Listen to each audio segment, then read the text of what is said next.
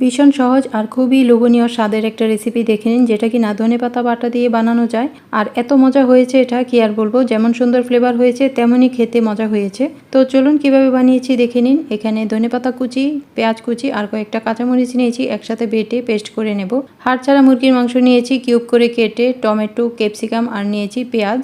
এবার ধনেপাতা বাটা এখানে দিয়ে দেব, আর এক টুকরা লেবুর রস দিয়ে দেব।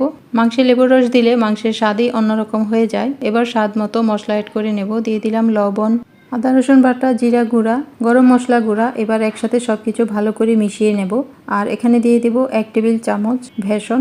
পরিমাণ বুঝে স্বাদ অনুযায়ী দিতে হবে মশলা, বেসন সবকিছু। তো একসাথে ভালো করে মিশিয়ে তারপর কিছুক্ষণের জন্য রেখে দেব।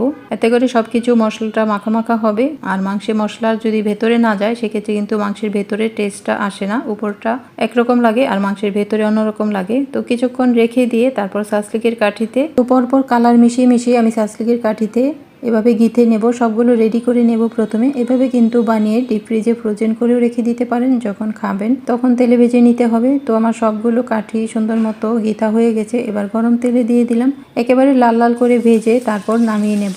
এটা বানানো যেমন সহজ আর খেতে অসম্ভব মজা হয়েছে। এই মশলায় মাখানো টমেটো, পেঁয়াজ আর ক্যাপসিকামগুলো কিন্তু দারুণ লাগে খেতে। আর মাংস তো দারুণ সবসময় লাগবে। তো এভাবে বানিয়ে দেখতে পারেন অসাধারণ স্বাদের এই সাসলিক।